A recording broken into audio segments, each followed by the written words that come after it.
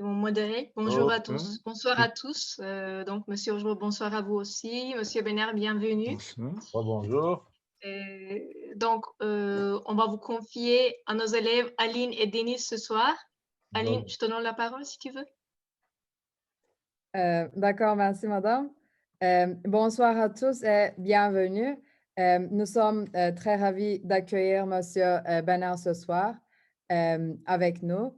Et nous aimerions tout d'abord vous souhaiter la bienvenue au Printemps de la francophonie 2021, organisé par nos professeurs de français. Et nous vous sommes reconnaissants d'être là. Donc, on peut peut-être attendre un petit peu pour que les élèves et les professeurs nous rejoignent. Nous rejoignent. C'est toi qui décides, Aline. C'est toi qui es le chef ce soir. D'accord, monsieur. Donc, ça veut dire que tu vas avoir à la fois tous les applaudissements et toutes les critiques et tous les reproches. Ça, c'est le rôle difficile du chef. Le chef, croyez-moi d'expérience, il a plus de reproches que d'applaudissements. Souvent, oui. Souvent. On assume, hein, c'est normal. Oui. Donc, excusez-moi de vous déranger, pardon, Aline. Je viens de recevoir un message de Denis. Il me dit qu'il a une connexion qui est assez faible. Donc, pour l'instant, on va te laisser orchestrer toute seule. D'accord. Est-ce que si Denis est d'accord, je suis d'accord aussi. Est-ce que vous entendez ma son? Oui, oui, oui.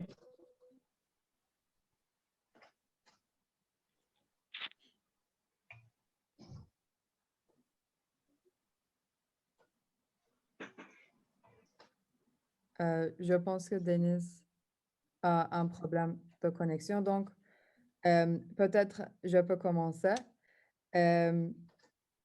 Donc, encore bonsoir à tous. Et, j'ai pensé que je peux commencer par introduire un peu Monsieur Benner parce que il nous a dit qu'il n'aime pas beaucoup s'introduire. Donc, Yiğit Benner est un écrivain, traducteur et interprète turc, né à Bruxelles. Il a grandi entre la France et la Turquie, mais habite Istanbul depuis 1990. Il a publié 3 romans, 2 recueils de nouvelles et de nombreux essais.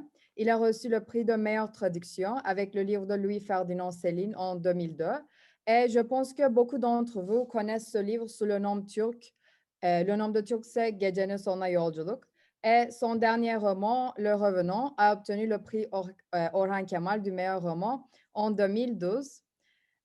Maintenant, nous aimerions donner la parole à notre professeur de français, Madame Ayşegül, qui nous a mis en lien avec Monsieur Benner ce soir. Alors, juste une toute petite précision. Depuis, j'ai même publié un 4e roman l'année dernière. Donc, je continue à travailler très assidûment. J'en suis déjà au 4e. C'est super. Nous serons très contentes si vous parlez sur ce roman-là aussi ce soir. D'accord. D'accord. Madame Ayşegül, je vous laisse la parole. Donc. Merci Aline, merci beaucoup. Alors, tout d'abord, bienvenue à la francophonie, tout le monde, chers directeurs, chers élèves. Alors, mes chers élèves, vous croyez que vous n'avez jamais rencontré Monsieur Benner avant ce soir? Ben, vous vous trompez, parce que les élèves qui ont cours avec moi, qui ont eu cours avec moi dans les années passées, l'ont forcément rencontré à travers mes paroles, à travers mes questions qui les dérangeaient un petit peu, et à travers un petit moment où je les ai mis en colère parce que les enfants, on devient petit à petit nos professeurs. Donc, j'ai amené mon professeur ce soir parce que il est quelqu'un de très important pour moi. Il nous a appris la puissance de la parole.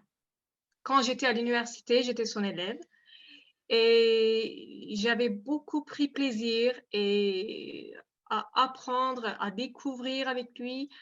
Donc, il ne nous a pas appris seulement l'interprétation, mais il nous a appris aussi comment parler, comment réfléchir.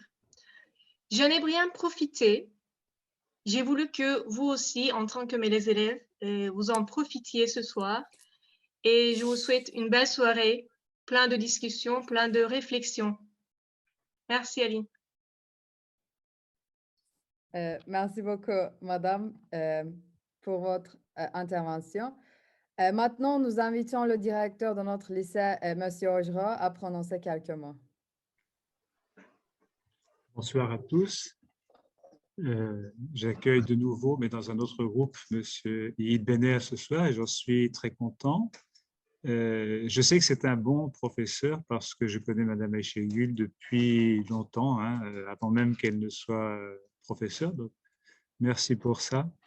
Ce soir, vous êtes sur un sujet différent et en français, mais nos élèves parlent bien français et comprennent bien le français.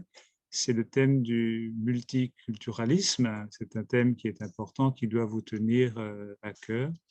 Et je ne sais pas si vous y avez pensé, si vous en parlerez, si vous y réfléchissez parfois, mais quand j'ai entendu ce matin la manière dont vous avez appris le français à l'école maternelle, en dehors du fait que vous ne faites pas du tout les mêmes activités, j'ai vu une sorte de parallèle entre vous et Hervé Magro, notre ambassadeur, que j'apprécie beaucoup, qui lui a appris le turc à l'école ici. Et ce n'est pas pour rien qu'il est devenu ambassadeur. Et ce multiculturalisme, il a puisé ses racines ici. Donc je suppose que les vôtres sont aussi là-dedans. Mais ce n'est pas moi qui vais parler à votre place, donc je vous laisse la parole. Voilà. Merci beaucoup, M. Ojro. Merci beaucoup, Aline. Merci beaucoup, Aychegul. Je suis ravi d'être parmi vous ce soir. Donc, bonsoir à toutes et à tous. Alors, j'ai été très heureux d'entendre à la fois la présentation d'Aline et les propos d'Aychegul. C'est vrai que c'est une vraie source de fierté quand on a été enseignant, à quelque niveau que ce soit, de retrouver un de ses anciens ou une de ses anciennes élèves, plus tard, devenu adulte et devenu quelqu'un de mûr, avec sa personnalité développée, qui a acquis une nouvelle profession et qui s'y excelle, et qui en plus vous fait la gentillesse de se souvenir des petites choses que vous lui avez peut-être apportées à votre tour. Donc merci Aychegul, c'est très rafraîchissant et ça me fait plaisir.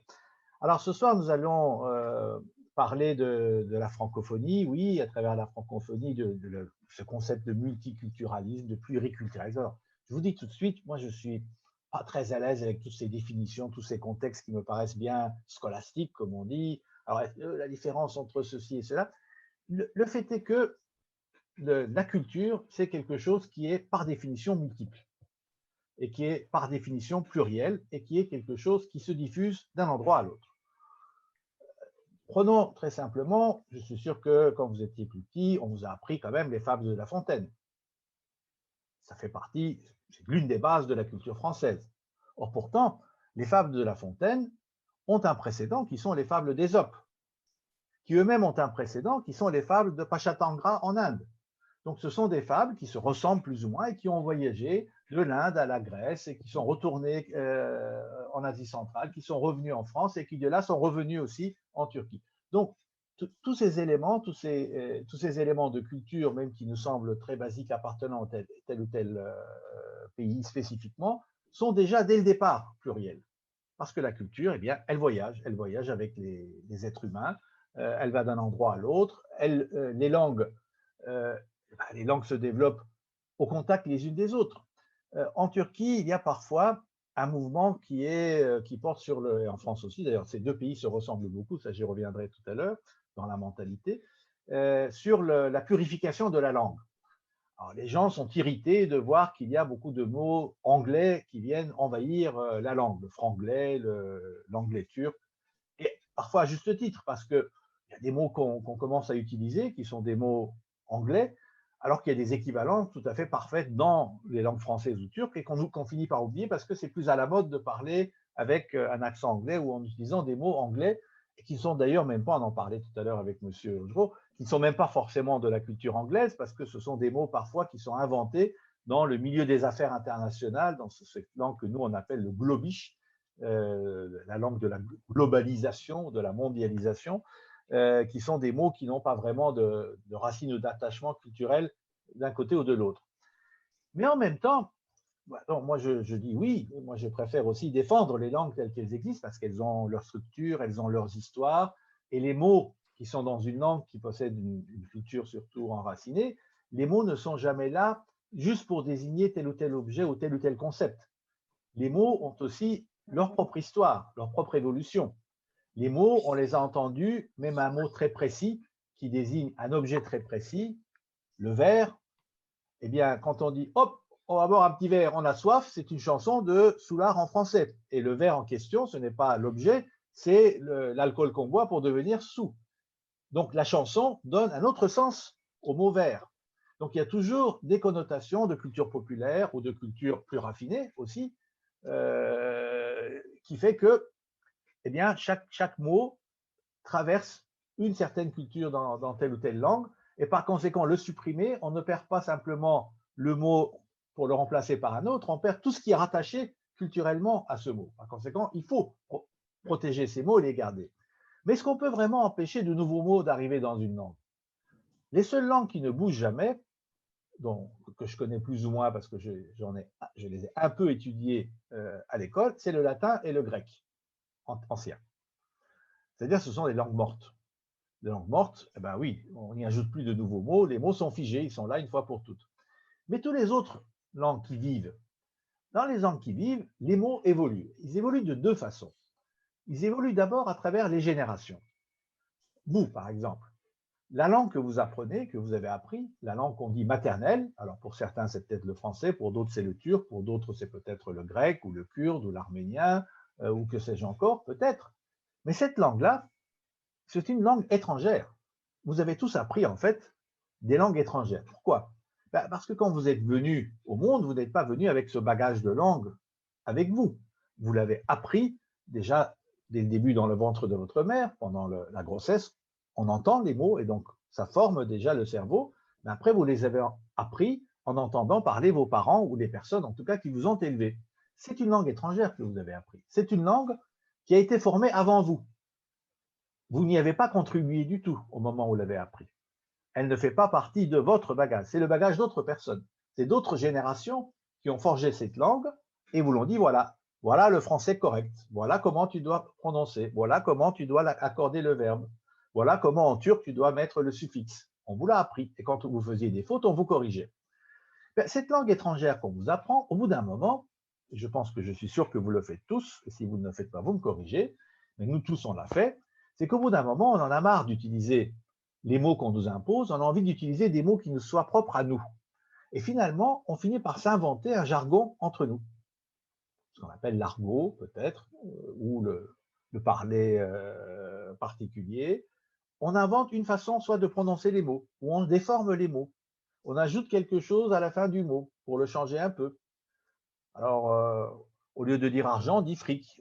Fric, ça devient vieux, on dit du pèse. Du pèse, ça devient vieux, on dit du flouze. Je ne sais pas ce que vous dites aujourd'hui, du pognon. Qu'est-ce que vous dites pour parler d'argent entre vous? Vous avez des mots spécifiques? Non? Non, vous dites argent, gentiment? De la monnaie? Vous n'avez aucun mot particulier pour dire argent? C'est vrai qu'aujourd'hui, l'argent, c'est devenu tellement sale qu'on ne peut même pas en parler. D'accord. Mais bref, chaque génération construit ainsi son propre vocabulaire, en l'empruntant parfois à d'autres langues, s'il est au contact d'autres langues, ou en déformant la langue telle qu'elle. Les amoureux, quand ils parlent entre eux, ils ont un langage qui leur appartient à eux deux uniquement. Ils s'inventent une langue pour eux deux. Quand tu dis mon chou, tu ne parles pas du chou-fleur, tu parles d'autre chose. On a toujours cette tendance, en famille, chaque famille a aussi son propre jargon, a sa façon de s'exprimer. Les mots ne désignent pas exactement les mêmes choses dans une famille ou dans une autre. Elles ont une connotation affective. Donc, on change la langue, on la modifie. Bien sûr, on garde les traits principaux, mais on essaie chacun d'apporter un petit quelque chose. Et ce petit quelque chose, au bout d'un moment, eh bien, il finit par entrer dans la langue et il finit par même entrer dans la langue littéraire. Prenez un écrivain comme justement celui que j'ai traduit, Louis-Ferdinand Céline. C'est considéré comme l'un des plus grands stylistes de la langue française du siècle précédent, du XXe siècle. Il y a deux écoles de langue et de style d'utilisation de la langue. Il y a l'école de Proust, qui qui est le français beaucoup plus soigné, avec des phrases très longues. Son éditeur nous racontait qu'il avait entendu dire de ses prédécesseurs, il avait vu aussi les manuscrits de Proust. Proust, quand il faisait les corrections, il continuait à ajouter des bouts de phrases sur le texte qu'il avait déjà envoyé à la maison d'édition. Donc, pour lui, plus la phrase continuait, plus elle était longue, mieux c'était. Céline, en revanche, c'est une langue tout à fait opposée, différente, c'est la langue parlée, la langue de la rue, qui s'immisce dans la littérature. Et Céline, au contraire, lui, dans ses manuscrits, il supprimait les mots, une fois, bien qu'il ait envoyé ce texte déjà à la maison d'édition. Donc, vous avez deux auteurs qui sont deux des plus grands stylistes de la langue française du XXe siècle et qui ont deux façons très différentes d'écrire la langue. La particularité de Ferdinand Céline, c'est qu'il a introduit la langue de la rue, l'argot, les gros mots, les mots qui ne font pas partie du français correct, qu'on n'aimerait pas prononcer à table, eh bien, il les a mis dans la langue. Il en a fait une langue littéraire. Et donc aujourd'hui, si on veut lire l'un des plus grands stylistes de la langue française, si on veut le traduire, ben on est obligé d'utiliser des mots qui ne font pas partie du vocabulaire du bon français ou du bon turc. Et on est obligé même de déformer la langue, on est obligé de déformer la syntaxe des phrases pour pouvoir exprimer ce qu'il voulait dire. Parce qu'il y a une logique derrière ça. Bon, notre cours n'est pas sur Céline, donc on laisse de côté de Céline. Mais tout ça pour vous dire que les changements intervenus dans la langue, dans la culture, eh bien, elles finissent par se retrouver au bout d'un moment dans les structures de la langue, même dans la langue littéraire, dans la langue supposée être la plus raffinée. Et une partie de ces transformations, ça se fait aussi au contact des autres cultures. J'ai discuté un jour avec des amis écrivains qui voulaient supprimer de la langue turque tous les mots étrangers. J'ai dit, vous allez avoir un problème, parce que si vous faites ça, vous ne serez plus capable de dire que l'Anatolie appartient aux Turcs. Parce que le mot Anatolie vient du grec, et le mot turc lui-même vient du chinois. Parce que les Turcs ne se désignaient pas comme Turcs, c'est les Chinois qui les désignaient comme Turcs du temps où ils étaient en Asie centrale.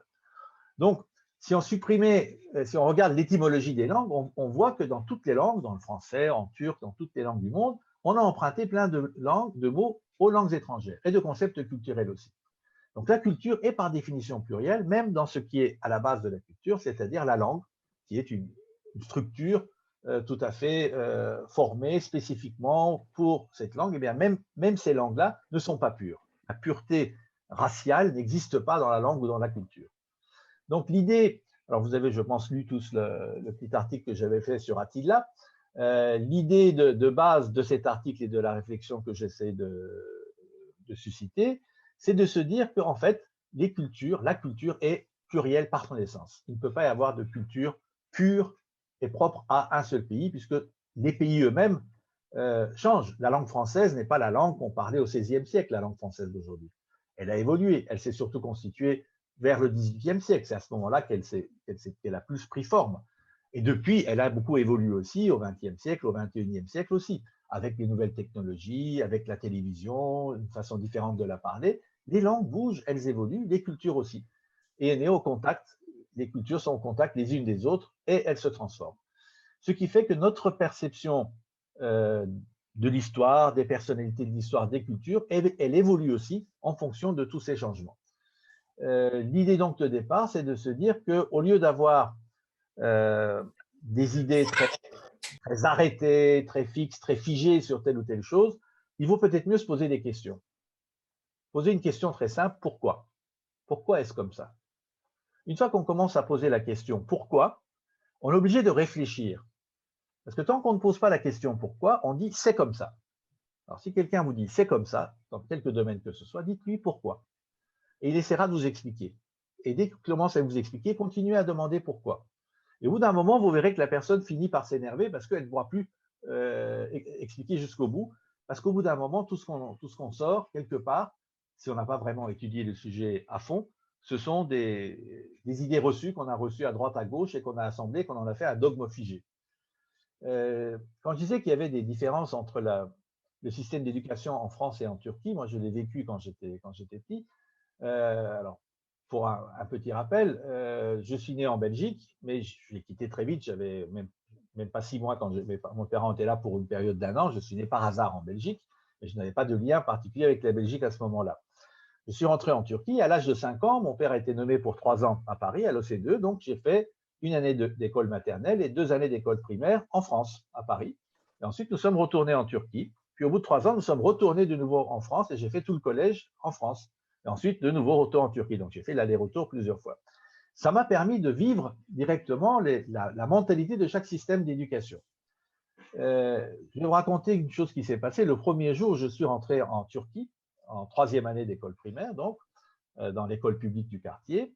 Alors déjà, l'école était radicalement différente.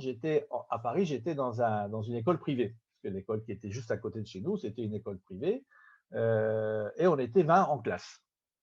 Je suis arrivé dans cette école publique d'un quartier à Ankara, le quartier de Maltepe, on était 70 en classe. Donc c'est déjà un changement très sérieux dans la physiologie, dans la physionomie de la classe et de la population de la classe. On avait des uniformes qu'on n'avait pas dans l'école en France. Donc on portait tous le même tablier noir avec un petit col blanc à l'époque. Et donc le professeur a commencé à raconter son cours. J'écoutais attentivement et à un moment donné, j'ai levé la main parce que je voulais poser une question. Parce qu'à l'école en France, on m'avait appris que c'était bien de poser des questions parce que ça montrait que vous vous intéressiez au cours. Et si vous vous intéressez au cours, vous posez des questions, vous allez mieux apprendre le cours. Ça, c'était l'idée de base. On nous distribuait ce qu'on appelait des bons points. On avait des rubans jaunes et des rubans verts, des rubans dorés et des rubans verts. Les rubans verts, c'était quand on voulait nous féliciter. Les rubans dorés, c'est quand on avait fait quelque chose de vraiment excellent. Donc, on se battait pour essayer d'avoir des rubans verts et dorés. Ça nous poussait à travailler encore plus. Et donc, quand on posait une bonne question, on recevait déjà un ruban vert. Alors, j'ai levé la main pour poser la question. Tout d'un coup, j'ai vu tous mes petits copains autour de moi être figés. Tout le monde s'est retourné et m'a regardé d'un drôle d'œil. Mais qu'est-ce qu'il fait celui-là? Est-ce qu'il a une tendance suicidaire ou quoi? Je sentais ça dans les regards. Bon, je continue à lever la main. Le professeur s'est tu. Il s'est retourné vers moi. Il m'a regardé froidement. Il s'est approché de moi, à pas lent, mais avec un rictus assez énervé sur son visage. Il est venu tout près de moi. Il a dit « Qu'est-ce que tu veux ?» Je voulais poser une question sur le cours. Il dit, ah, tu voulais poser une question. Il me dit, ouvre ta main. J'ai ouvert ma main. Il me dit, fais comme ça. Je fais comme ça. Il a sorti sa latte en fer. Il m'a donné un coup de règle sur le bout des doigts. Il me dit, ça t'apprendra à interrompre mon cours. C'est là que j'ai compris qu'en Turquie, on n'aimait pas beaucoup qu'on vous pose des questions, qu'on pose des questions à l'autorité ou qu'on interrompe le cours. C'est une autre mentalité. Et évidemment, quand vous n'apprenez pas à poser de questions à l'école, eh bien, vous avez peut-être plus de mal à en poser aussi quand vous grandissez, parce que ce sont des réflexes qu'on apprend. Et quand on ne pose pas de questions, soit on accepte ce que dit l'autorité, ou alors on la refuse totalement. Il n'y a pas beaucoup de milieu.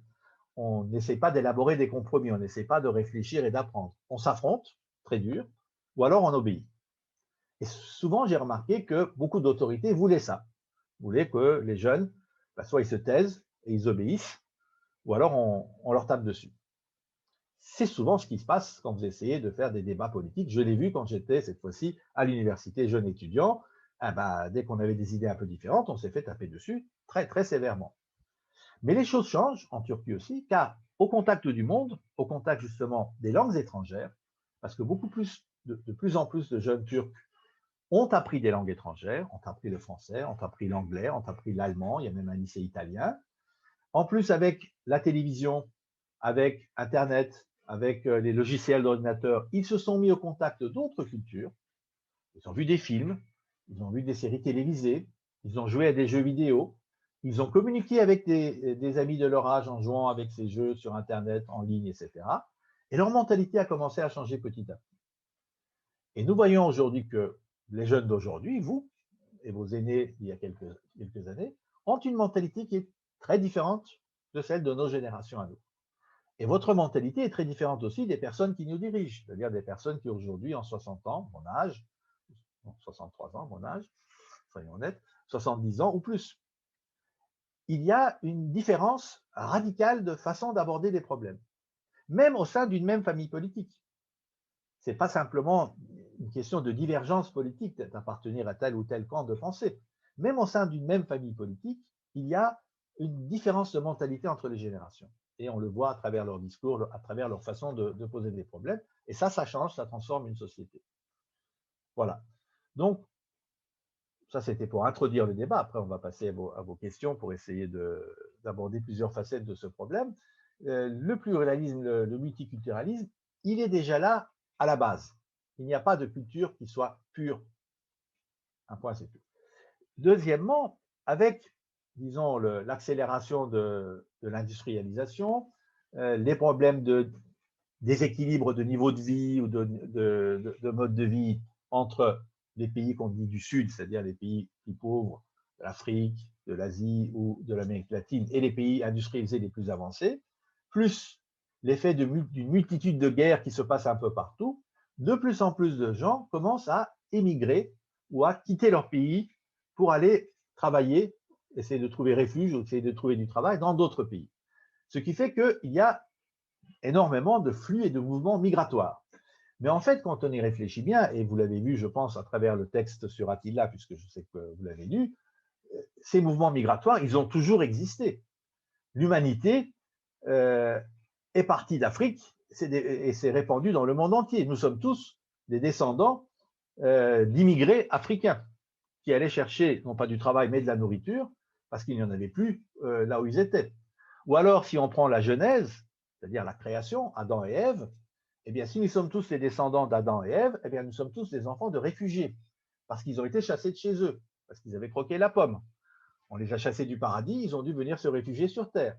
Donc, nous sommes tous, quelle que soit notre origine, quelle que soit notre patrie, notre langue, notre identité, notre carte nationale d'identité ou pas, nous sommes tous des enfants de réfugiés ou d'immigrés. C'est comme ça. L'histoire s'est faite comme ça. Donc, ces mouvements migratoires ont toujours existé, mais c'est vrai que durant ces 40-50 dernières années, il y a une accélération plus particulière des mouvements migratoires. Ce qui fait que les sociétés dans lesquelles nous vivons, l'Europe en particulier, puisque c'était une région géographique qui était plus riche et plus développée sur le plan économique, donc ça attire beaucoup les gens qui n'ont pas les mêmes moyens, mais les États-Unis d'Amérique aussi, tous ces pays les plus riches ont commencé à attirer une forte immigration venant des pays plus pauvres. Et forcément, les gens, quand ils viennent, eh bien, ils viennent avec leur langue, ils viennent avec leur culture, ils viennent avec leur religion, ils viennent avec leurs habitudes, ils viennent avec leur type de relation, et tout ça finit par se mélanger dans le pays où ils arrivent. Et ça transforme aussi le pays dans lequel ils sont. Ces pays-là, qui, je le rappelle, se sont déjà transformés auparavant par les couches d'immigration précédentes qui sont arrivées. Donc, aucun n'étant pur, aucun ne le sera et aucun ne pourra le rester.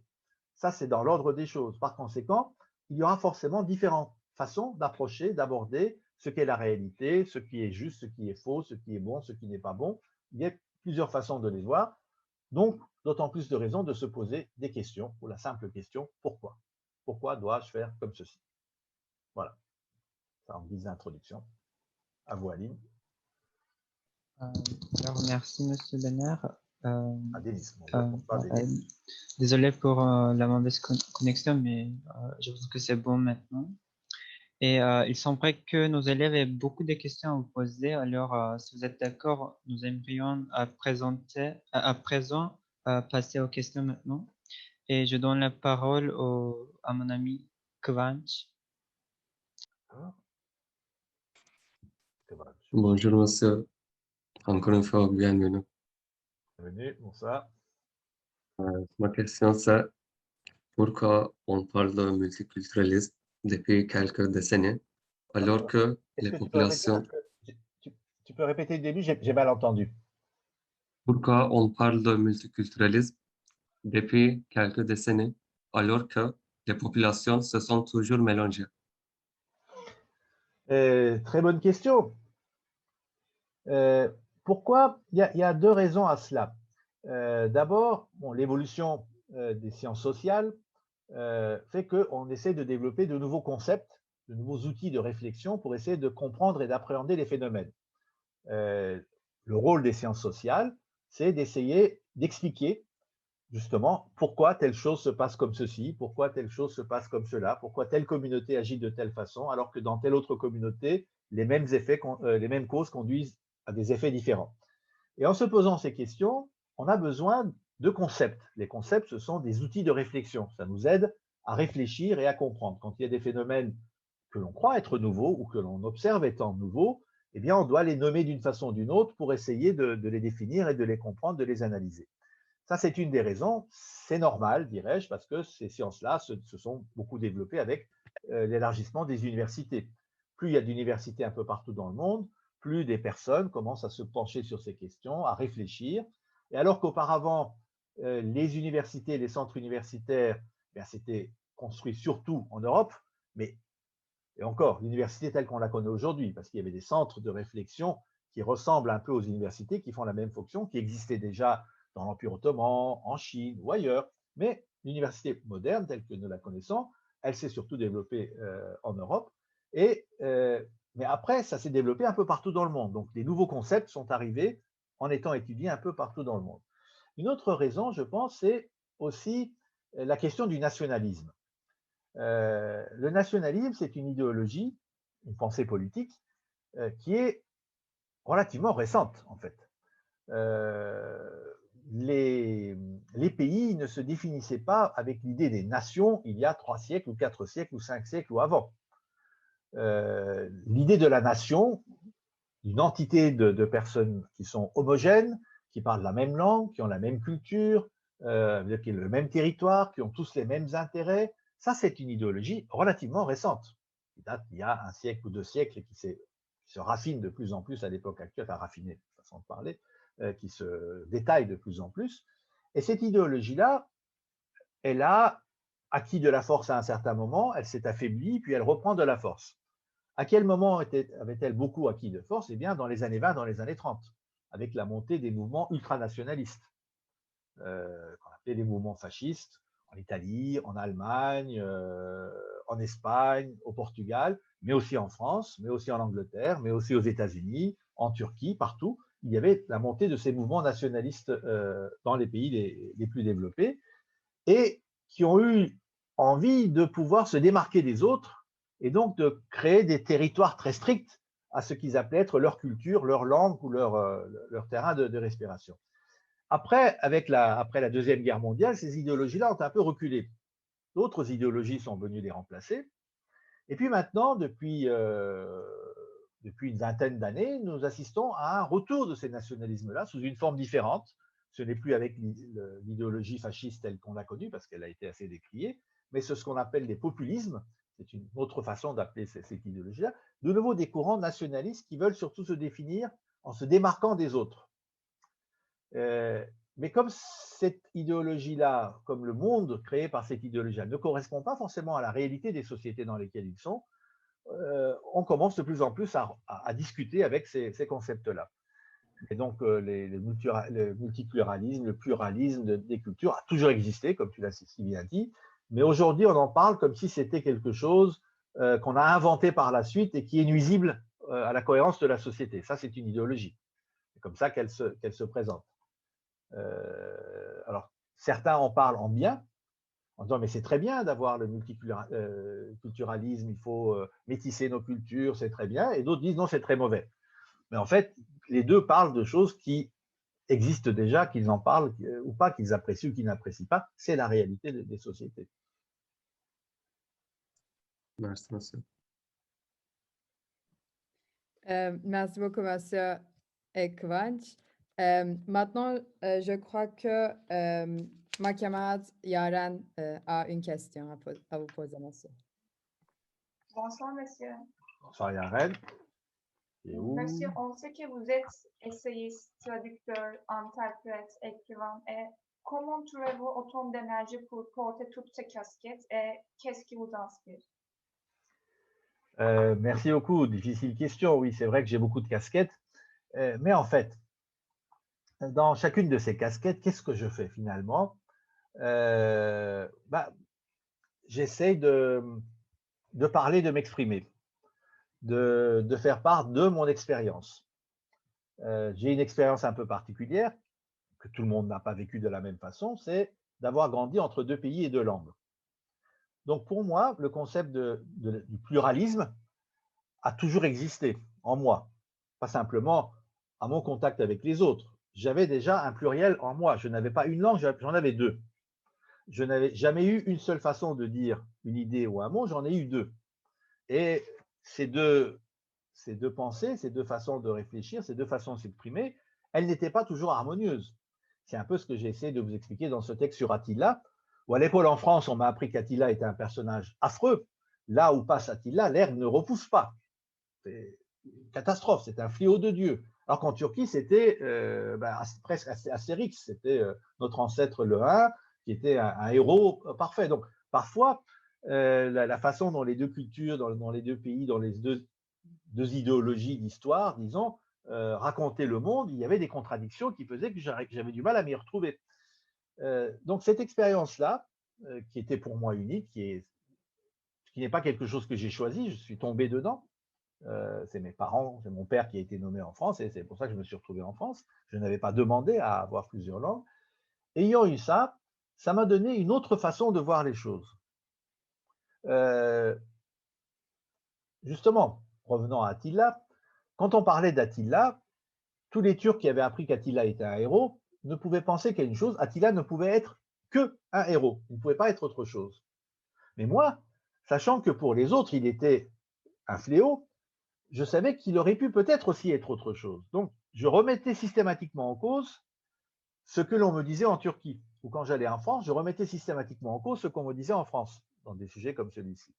Un autre exemple, j'ai été élevé dans la culture française, et dans la culture française, il y a un mot qui s'appelle, enfin une expression qui s'appelle « c'est un coup de Trafalgar ».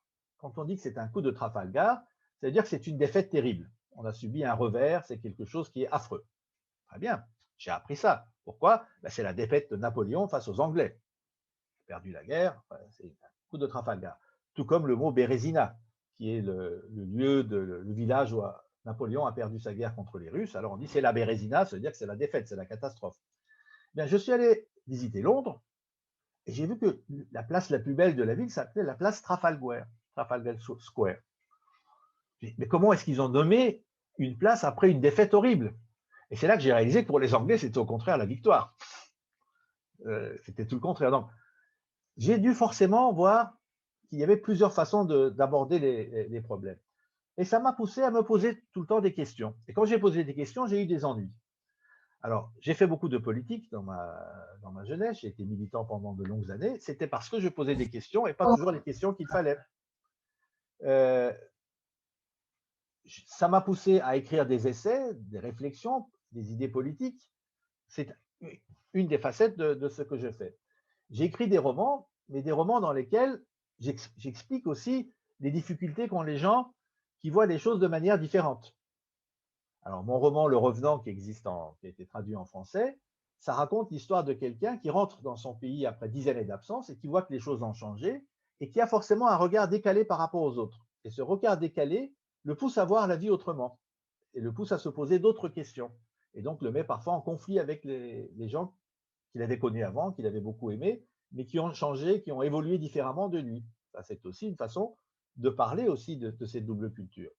J'ai écrit un recueil de nouvelles qui s'appelle Autre cauchemar, qui a été traduit en français sous ce nom, Öteki Kabuslar en turc, qui raconte par exemple où ce sont des courtes nouvelles, il y a par exemple une crevette qui est sur le point d'être mangée à table et qui s'exprime et qui dit, vous savez, les êtres humains, vous êtes tous racistes. Parce que si j'avais été noir, comme mes cousins qui courent sous vos radiateurs, dans vos appartements, vous ne m'auriez pas mangé. Vous me mangez parce que je suis blanche, parce que je sors de la mer et qu'on peut manger les crevettes. Les crevettes qui ont à peu près la même structure et les mêmes textures de corps que les cafards, par exemple. Les cafards, on ne les mange pas. Les crevettes, si. Et qui fait le paradoxe, parce qu'en général, on est raciste contre les noirs et pas raciste contre les blancs. Et là, la crevette, elle se plaignait que les gens étaient racistes contre les blancs, contre les arthropodes blancs et pas les noirs. Enfin bon. Donc, j'ai toujours été poussé par cette enfance différente à me poser les choses autrement et je l'ai exprimé à travers dans ces nouvelles. Ce que je fais dans la traduction, c'est pareil. Il y a des gens qui ne se comprennent pas parce qu'ils ne parlent pas la même langue. Mon intérêt à moi, c'est que si c'est le français et le turc, par exemple, et moi je les comprends tous les deux. J'ai deux amis, un ami qui est francophone et qui ne connaît pas la langue turque et un ami qui est turcophone qui ne connaît pas la langue française. Je voudrais qu'ils s'entendent bien entre eux, mais ils ne se comprennent pas. Alors mon rôle à moi, c'est d'essayer de les aider à se comprendre. C'est comme ça que je suis devenu traducteur et interprète. Je n'avais pas pensé à faire ça par carrière parce que c'était une carrière intéressante qui allait me rapporter beaucoup d'argent. Et la carrière de traducteur ne rapporte pas beaucoup d'argent, je vous le dis tout de suite. Mais c'était une vocation qui venait aussi de mon passé. Donc, tout ce que j'ai fait à travers ces différents métiers que tu as cités, c'est une façon d'exprimer ce que je suis. de me réaliser, comme on dit. À travers, bon, après, chacune de ces disciplines, elle s'apprend aussi. Il y a des choses à apprendre. On apprend à écrire, on apprend à enseigner, on apprend à traduire. Il y a une dimension technique, le métier qu'on apprend aussi. Mais la démarche derrière, ben, je pense qu'elle est toujours la même, quel que soit le domaine dans lequel je l'applique. Et quand j'étais enseignant à l'université, avec notre professeur Echegul, pareil, j'expliquais qu'il n'y avait pas qu'une seule façon de penser. Quand elle dit que parce qu'elle vous a raconté comment qu'elle vous a mis mal à l'aise dans certains cours, ben, elle a dû prendre exemple sur ce que je faisais avec elle et ses amis. Je leur posais des questions qui n'étaient pas du tout dans le credo classique tel qu'on l'apprenait en Turquie. Et donc, ça les mettait parfois en contradiction avec ce qu'ils avaient toujours appris à penser. Et je disais, mais il y a une autre façon de penser, qui n'est pas forcément plus juste. Mais essayez de voir les choses autrement. Comme ça, vous pourrez faire le choix de ce qui vous correspond le mieux. Même si vous êtes sûr que votre façon de penser est la meilleure, et elle va peut-être rester la meilleure après avoir réfléchi, après avoir posé des questions, au moins vous serez sûr que c'est vraiment ce qui vous correspond, parce que vous auriez posé d'autres questions. Vous auriez essayé de voir comment on pouvait faire autrement. Voir autrement n'est pas forcément dire que vous allez faire autrement, mais vous allez mieux réfléchir sur ce que vous faites, pourquoi vous le faites. Voilà. Merci beaucoup, monsieur. T'en prie.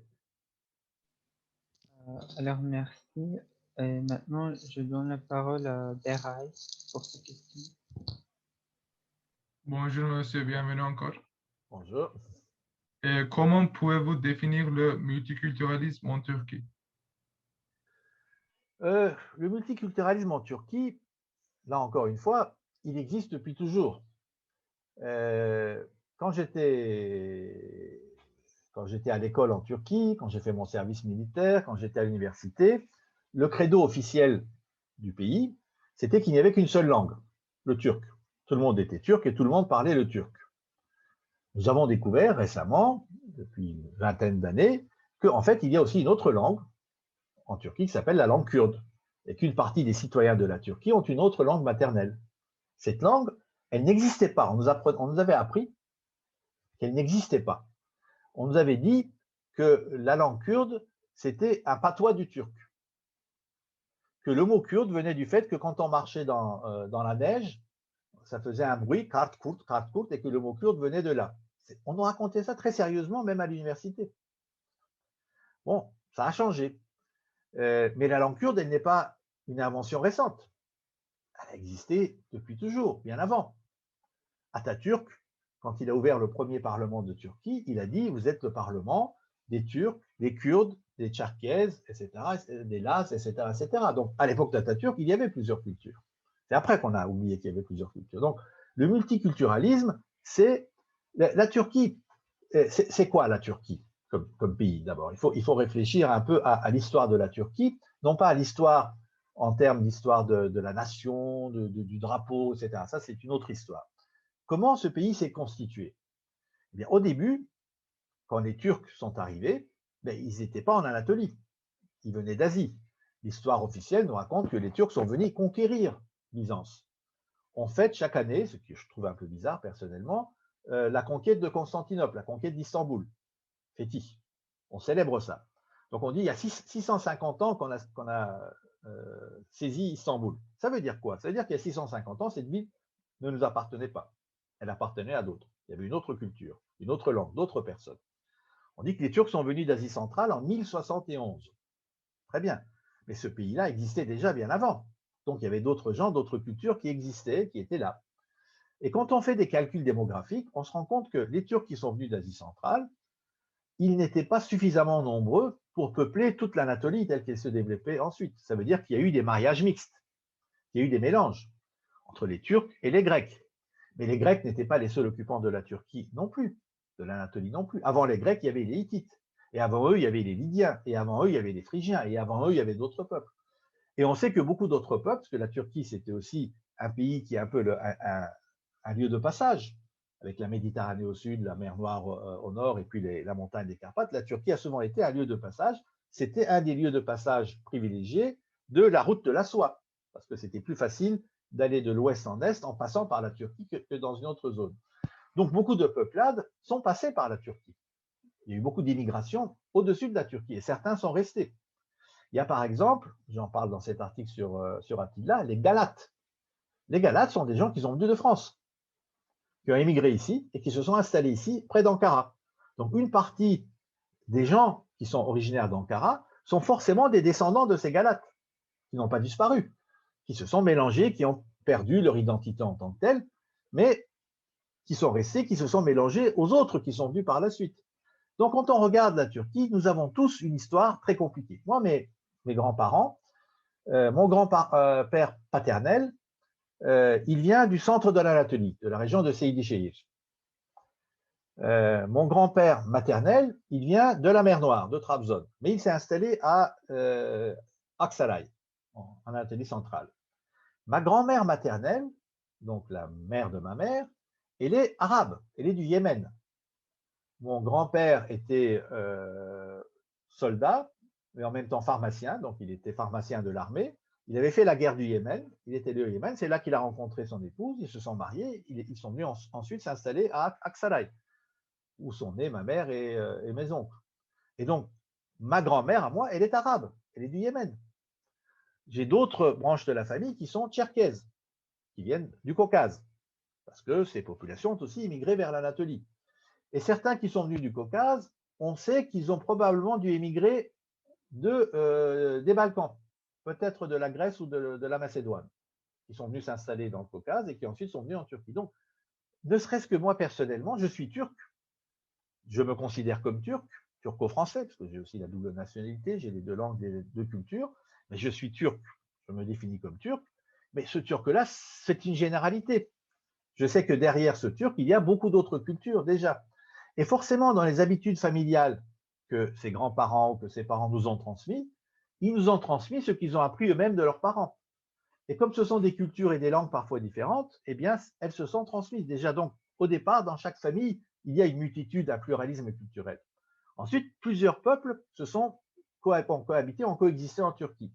Istanbul, la ville dans laquelle je vis, et Izmir, c'est pareil pour Izmir, jusque dans les années 50, il y avait à peine un quart de la population qui était turque.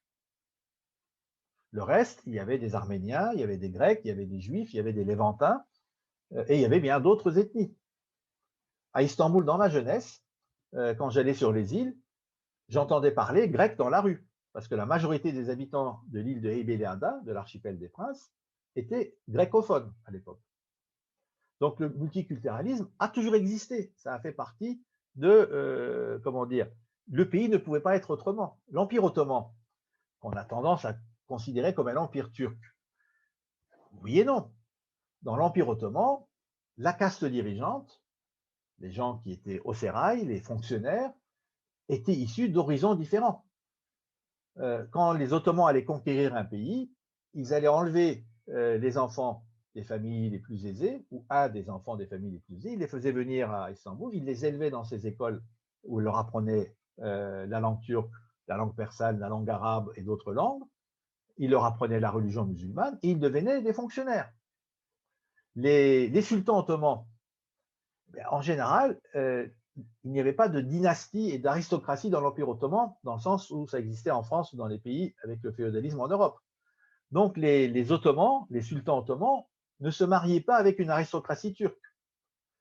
Leurs mères, les mères de tous les sultans de Turquie, de l'Empire ottoman, étaient des étrangères, des esclaves qui avaient été enlevés dans les pays conquis par l'Empire ottoman.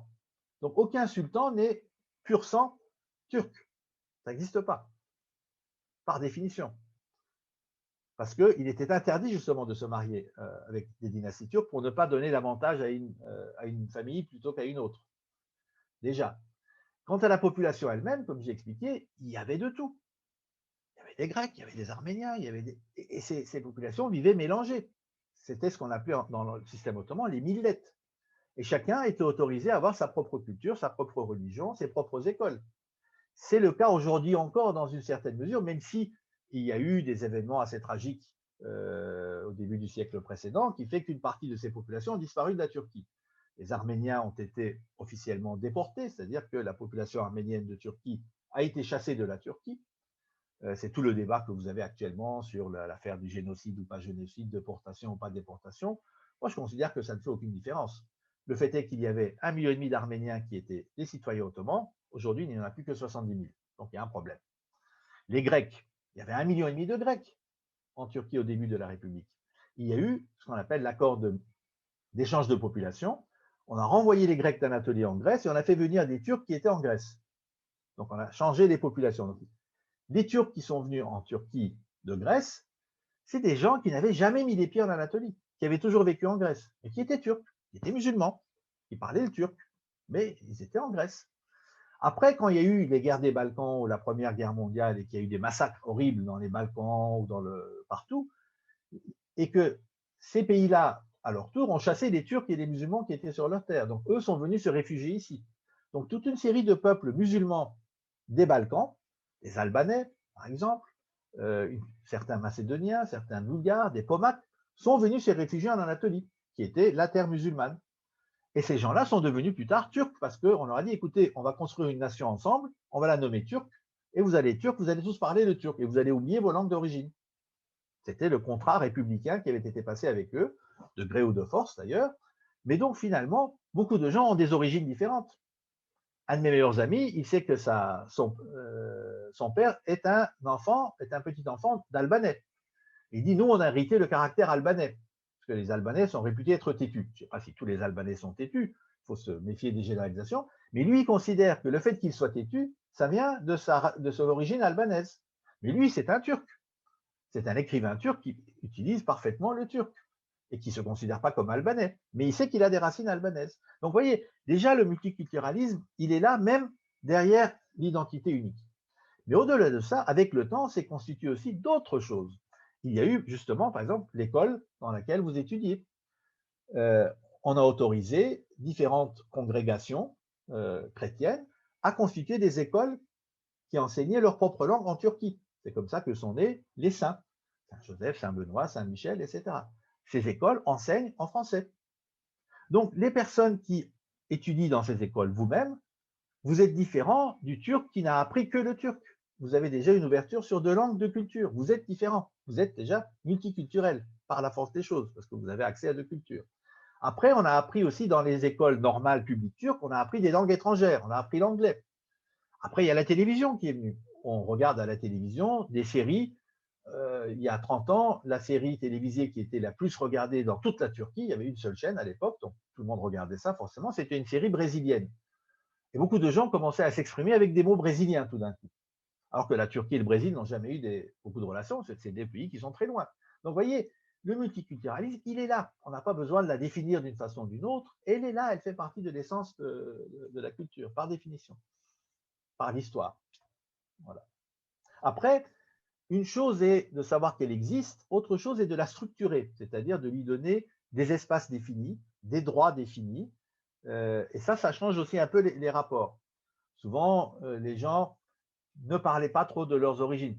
Moi, je vous ai dit que ma grand-mère était arabe. Pendant toute une partie de ma jeunesse, jamais dans la famille, on ne rappelait que notre grand-mère était arabe, parce qu'elle était décédée, je ne l'ai pas connue, elle est morte très jeune. On ne disait pas qu'elle était arabe. Parce que pourquoi? Parce que la Turquie, c'est un peu comme en France. On a un peu la même mentalité sur ces choses. On est assez raciste envers les Arabes. Donc, dire qu'on avait une grand-mère arabe, ce n'était pas quelque chose dont on pouvait vraiment se vanter. Je m'en suis aperçu que beaucoup plus tard. Et maintenant, au contraire, je le dis partout. J'ai une grand-mère qui était arabe, parce que je n'aime pas le racisme. Mais bon, il y a des Arabes qui sont très bien, des Arabes qui ne le sont pas, comme il y a des Français qui sont très bien, ou des Turcs qui sont très bien, et d'autres qui ne le sont pas. Pour moi, c'est comme ça. Mais il y avait des préjugés contre les Arabes. Et donc, on ne parlait pas dans la famille de la grand-mère arabe. C'est triste quand même. Elle est arabe, et alors? Elle n'avait pas choisi non plus, elle était née là-dedans. Comme nous tous, nous ne choisissons pas nos origines. Voilà. Merci, monsieur. Monsieur Bernard, nous avons encore de nombreuses questions. Pouvons-nous transmettre le message de Enistop préparatoire C? Donc, il a posé, que pensez-vous pour l'avenir de la traduction? Selon vous, est-ce que la technologie va remplacer l'humain? Question philosophique profonde. Il y a un débat auquel j'aimerais vous inviter, j'en profite à l'occasion, qui va se dérouler mercredi soir à l'Institut français. Ce que nous faisons, moi j'ai lancé cette idée quand il y a eu le début de la pandémie, on ne pouvait plus faire d'activité en face à l'Institut français, et pourtant il fallait continuer à faire vivre la culture. Alors j'ai proposé au directeur de l'Institut de faire un débat littéraire en ligne. On appelait ça les salons littéraires. Donc depuis un an, on fait à l'Institut, une fois par mois, un salon littéraire où on parle de littérature en invitant notamment des écrivains français et leurs traducteurs à parler de leur thème. Et l'invité de ce mois-ci, c'est Amin Maalouf, très célèbre écrivain français d'origine libanaise, qui a justement beaucoup écrit sur le multiculturalisme ou sur les identités plurielles. Et il a même un livre qui s'appelle « Les identités meurtrières », pour dire que ces identités, elles peuvent devenir des armes meurtrières les unes contre les autres. Et il sait de quoi il parle. Il vient d'un pays, le Liban, où il y avait justement, qui est un tout petit pays, mais où il y avait une multitude de cultures qui vivaient ensemble. Et au bout d'un moment, ces cultures se sont tournées les unes contre les autres et ont commencé à se faire la guerre les unes contre les autres. Le pays a été dévasté. Les gens se faisaient la guerre d'un quartier à l'autre. C'était affreux. Et lui, il a vécu ça dans sa jeunesse. Et donc, il en a retiré aussi des leçons. Et donc, nous allons parler avec lui de ses 2 derniers livres, son dernier roman et son dernier essai, qui portent un peu sur ce thème de l'avenir de l'humanité, puisque son dernier essai s'appelle « Le naufrage des civilisations », où il explique qu'en fait, que nos civilisations, telles que nous les connaissons, sont arrivées à une crise et qu'elles sont en train de faire naufrage, de s'enfoncer, parce que nous nous faisons la guerre, nous nous faisons la concurrence, nous ne nous développons plus, notre pensée ne se développe plus. Et dans son dernier roman, qui s'appelle « Nos frères inattendus », alors que la planète est en train de passer à une guerre nucléaire et à se détruire, il y a une autre civilisation qui débarque. Ce sont nos frères inattendus, qui ont une technologie supérieure à la nôtre et qui viennent nous supplanter et qui nous disent d'arrêter de faire la guerre. Et donc, c'est cette idée de l'avenir de l'humanité et de son rôle de rapport avec la technologie, qui ne reprend qu'une partie de ta question, pas toute ta question, mais qui reprend un peu ce thème. Donc, je pense que ce serait intéressant si vous pouviez. Alors, les inscriptions sont closes, il n'y a plus de place, mais vous pouvez le suivre sur la page Facebook de l'Institut. Vous pouvez le suivre en direct sur la page, c'est à 19h mercredi. Ce sera un débat intéressant sur le multiculturalisme aussi, justement. Pour en venir plus spécifiquement à la question, est-ce que la machine peut remplacer l'être humain? Pourquoi pas? Si un jour, l'intelligence artificielle, on arrive à pouvoir créer et engendrer de la pensée, elle pourra se substituer à ce que fait l'être humain. Pourquoi pas? Une machine qui s'auto-régénère, qui se réinvente, qui se définit, qui se reconstitue. Pourquoi pas? Peut-être que l'avancée technologique, dans quelques décennies, nous mènera là, je n'en sais rien. Ça me semble difficile, mais pourquoi pas? Mais ce que je sais, c'est que la technologie a un rôle de plus en plus présent dans nos vies. Et bien là, aujourd'hui, nous ne sommes pas ensemble, nous sommes à 600 km les uns des autres, mais nous sommes présents à travers justement cette technologie. La technologie est de plus en plus présente. Elle est présente dans la façon dont nous vivons notre vie quotidienne, dans la façon dont nous communiquons les uns avec les autres, mais y compris aussi dans nos propres corps.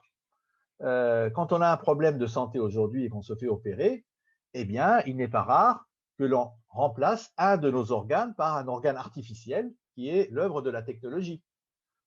Si vous avez une fracture et qu'on n'arrive pas à recoller, eh bien, on plante un clou qui est issu de la technologie parce qu'on a utilisé du titanium ou du ceci ou de cela pour façonner ce clou. Et on a utilisé des techniques opératoires qui sont aussi issues de la technologie pour pouvoir vous le mettre là et vous permettre d'utiliser votre bras. Ou alors on fabrique des organes artificiellement avec d'autres parties du corps. Bon. Donc la technologie, elle remplace un peu nos corps, elle remplace notre réflexion. On utilise beaucoup les logiciels et les ordinateurs. Parfois, elle se met à réfléchir à notre place.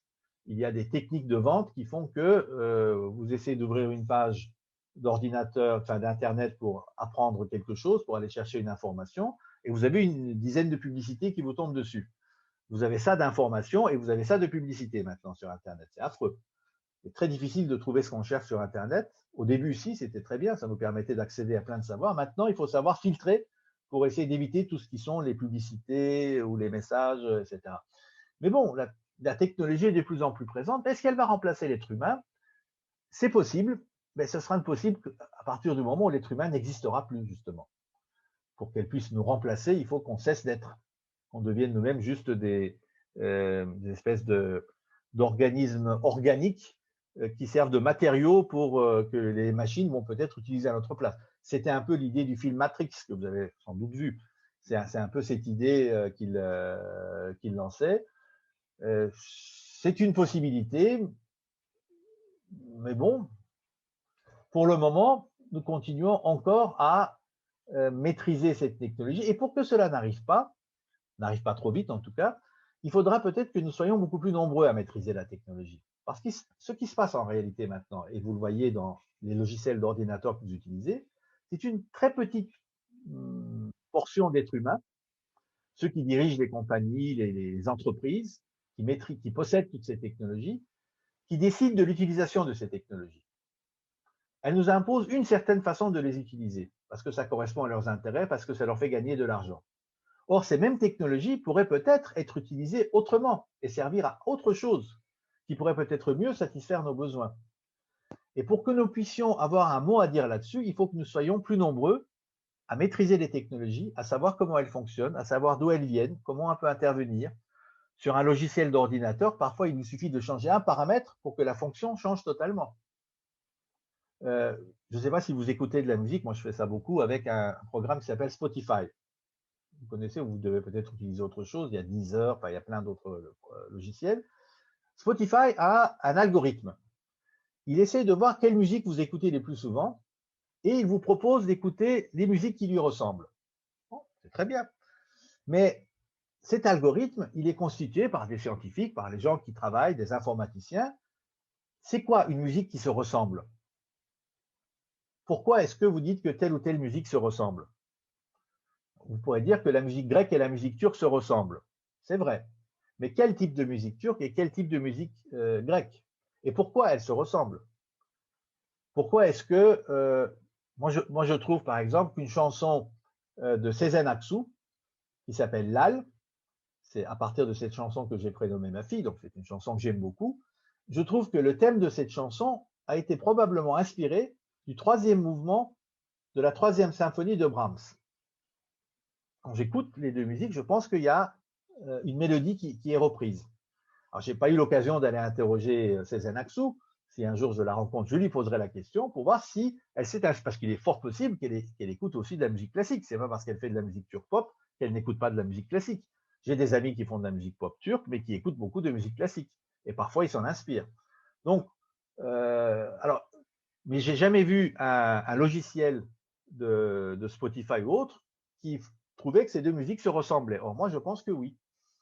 Donc, peut-être que si on maîtrisait un peu plus ces logiciels nous-mêmes, nous pourrions changer la façon dont on les utilise. Pas simplement pour vendre quelque chose, mais pour être utile à d'autres.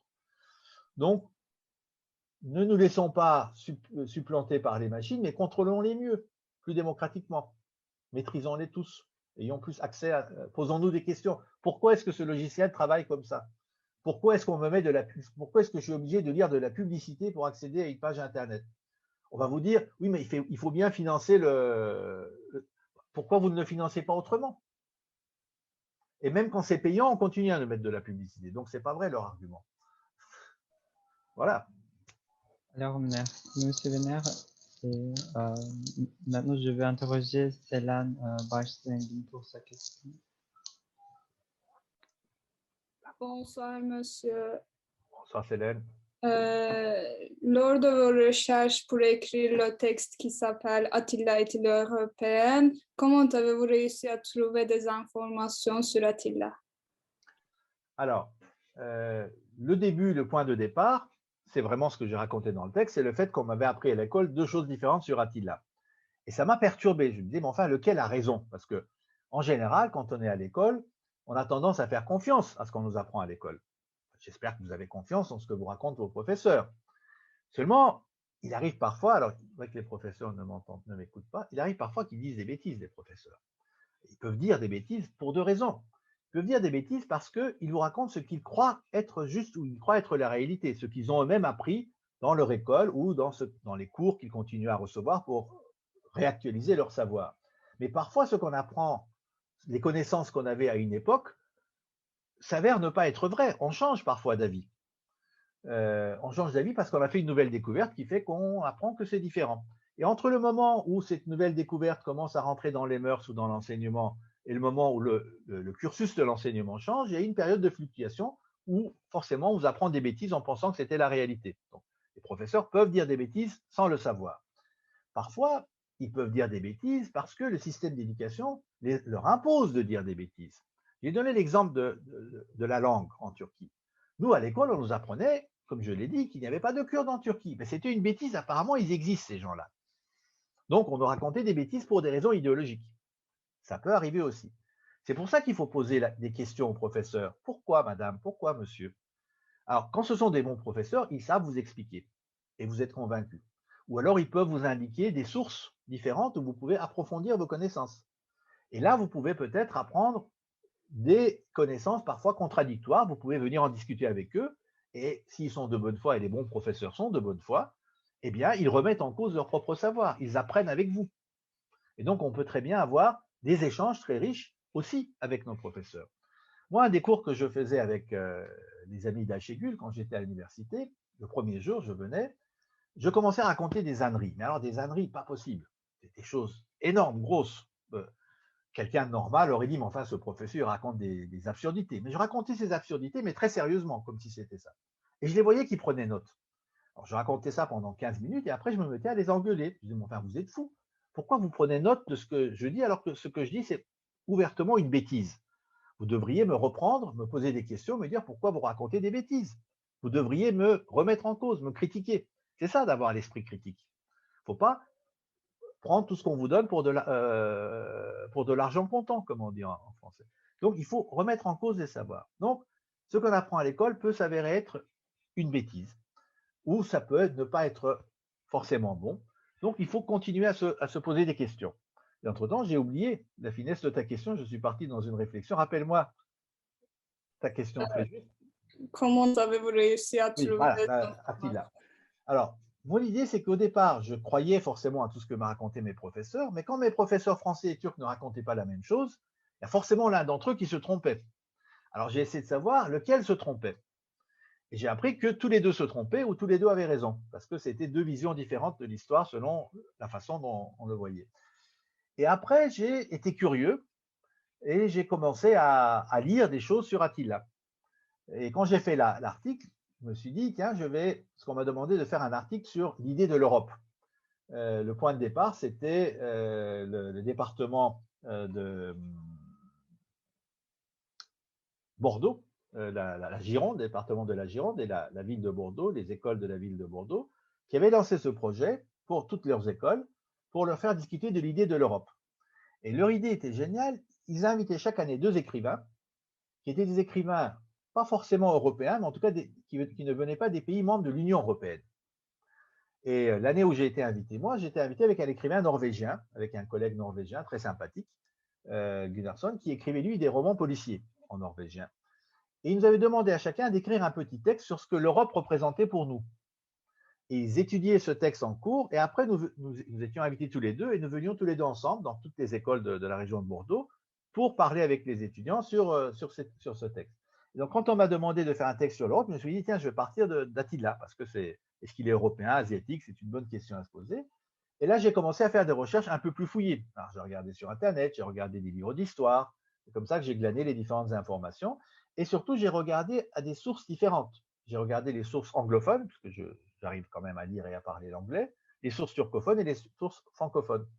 Et les traductions de textes, parfois, qui existaient du hongrois vers le turc ou du hongrois vers le français.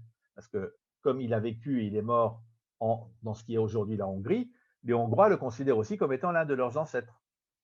Ils estiment que la première dynastie de la royauté en Hongrie était des descendants d'Attila. Donc, ils ont aussi une relation très différente à Attila, puisqu'il a vécu chez eux. Donc, j'ai essayé de voir différentes approches d'Attila et de glaner ces informations et ensuite de les mettre en forme à ma façon, de manière à pouvoir poser toutes les contradictions que ce personnage nous montrait. Et de là à construire une autre idée de l'Europe, qui ne soit pas une idée bureaucratique ou nationaliste ou purement linguistique. Voilà. Merci, monsieur. Je t'en prie. Merci beaucoup, monsieur. Nous allons encore proposer 2 questions. Donc, notre camarade Derin Şanlı a une question à vous poser. Bonjour, monsieur. D'accord. Ma question, c'est que pensez-vous de la phrase traduire, c'est écrire? Pensez-vous que la traduction est un processus de récréation? Très belle question, je t'en remercie. J'ai fait récemment, au début de l'année, à l'Institut, ce qu'on appelait un masterclass sur la traduction et l'interprétation. J'ai fait 6 cours sur la traduction et l'interprétation. C'est quand même assez technique, mais si un jour ça vous intéresse, on peut toujours les regarder sur le site YouTube, je crois, de l'Institut français. Ce sont des cours que j'ai donnés sur la traduction et l'interprétation. Et l'un des thèmes de ces 6 cours, c'était justement, est-ce que traduire, c'est écrire? C'est un sujet que j'aime beaucoup. Parce que souvent, on a tendance à considérer, en France comme en Turquie d'ailleurs, je dis que les deux pays se ressemblaient beaucoup, il faudrait que je vous dise avant qu'on termine pourquoi je pense que ces deux pays se ressemblent. Mais en France comme en Turquie notamment, on considère que la traduction, c'est un geste technique. Ah, c'est comme on vient juste mettre, je sais pas, la prise dans un trou, on vient coller quelque chose sur du papier. C'est un bête geste technique. Le traducteur n'est pas beaucoup estimé ni en France ni en Turquie, on ne le paye pas beaucoup d'ailleurs. Et surtout, on ne le met pas sur le même pied que l'écrivain. Dans beaucoup de maisons d'édition anciennes, et même aujourd'hui encore, vous verrez que dans les livres qui sont traduits de langue étrangère, il y a le nom de l'écrivain, le nom du roman, mais on n'a pas le nom du traducteur. Alors on le met à l'intérieur, en tout petit. On ne veut surtout pas le nommer, on ne veut surtout pas le voir. Tandis que nous, à l'Institut français ici, ce qu'on fait, c'est ce qu'on va faire aussi avec Malouf mercredi, on invite systématiquement les traducteurs à venir à se présenter. Pourquoi? L'idée, c'est celui-ci. Quand vous traduisez un texte littéraire, on parle de littérature, il y a des traductions techniques, les traductions de sciences sociales, je les mets un peu à part, c'est autre chose. Mais quand on parle de littérature, si vous lisez la traduction d'un poème d'un poète d'une autre langue, si vous lisez Nazım Hikmet en français, par exemple, quelle est la nature du texte que vous allez lire? Nazım Hikmet, il écrit de la poésie, donc il écrit des poèmes. Si vous lisez la traduction du poème de Nazım Hikmet, vous vous attendez à lire un poème, n'est-ce pas? Si je faisais cette traduction en prose, vous trouveriez que c'est bizarre, parce que le gars, il a écrit un poème, on vous donne de la prose. Ou alors, si Amin Maalouf écrit justement des romans en français, si vous lisez le roman d'Amin Maalouf en turc, le texte que vous lisez, ça doit être un roman, parce que sinon, si c'est juste un essai ou juste des phrases mises les unes derrière les autres, donc si ce n'est pas un texte artistique, si ce n'est pas un texte littéraire, vous serez déçu. Vous direz, bon, enfin, moi j'avais envie de lire le roman de Maalouf, on m'a donné un texte qui n'est pas un roman. Donc ça veut dire quoi? Ça veut dire que le texte traduit, un poème doit être un poème, un roman doit être un roman. Et donc, le texte que vous lisez comme étant la version turque du roman de Maalouf est un roman, mais qui n'a pas été écrit par Amin Maalouf. Pourquoi? Parce qu'Amin Maalouf ne connaît pas le turc, tout simplement. Il n'aurait pas pu écrire ce texte. Si vous lisez un poème de Nazım Hikmet en français, ce n'est pas Nazım Hikmet qui l'a écrit, parce que la plupart de ses poèmes, enfin une grande partie de ses poèmes ont été traduits d'ailleurs après sa mort. Il n'aurait même pas pu les écrire. Si vous lisez en turc Le voyage au bout de la nuit de Céline, je vous assure que ce n'est pas Céline qui l'a écrit. Il était mort quand j'ai fait la traduction. Lui n'a pas pu l'écrire, c'est moi qui l'ai écrit. Ce texte sort de ma plume. C'est moi qui ai écrit ce roman. Quand vous lisez Voyage au bout de la nuit en turc, vous lisez un roman.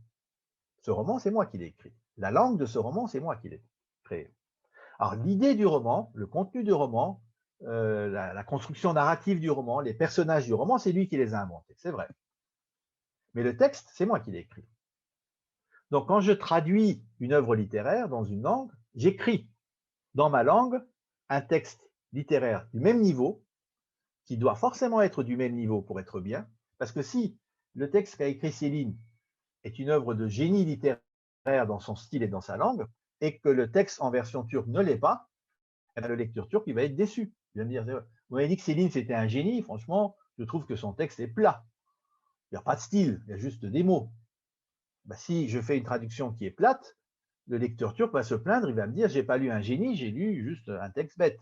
Mais si j'arrive à faire un texte qui est à la même hauteur en qualité littéraire que celle de Céline, alors j'ai fait mon travail de traducteur. Alors je donne au lecteur turc un texte de génie qui soit équivalent à celui de Céline. Mais ça veut dire quoi? Sans me vanter, c'est que donc je suis capable de créer un texte de génie en langue turque. Le traducteur, le bon traducteur, quelle que soit la langue dans laquelle il travaille ou la langue à partir de laquelle il travaille, il est forcément un écrivain et un auteur qui a une capacité d'utilisation de la langue, en tout cas qui est du même niveau que celui de l'auteur qui traduit. Sinon, le fruit de son travail n'est pas bon. Alors après, il n'a peut-être pas forcément la même capacité d'imagination que l'auteur, parce que c'est l'auteur qui a imaginé et inventé le monde qu'il raconte, ou les personnages qu'il raconte. D'accord, les personnages ne sont pas les miens, c'est les siens. Je prête mon talent littéraire à son imagination à lui. Je suis à son service. Et je suis au service de ceux qui n'arrivent pas à le lire dans sa langue originale.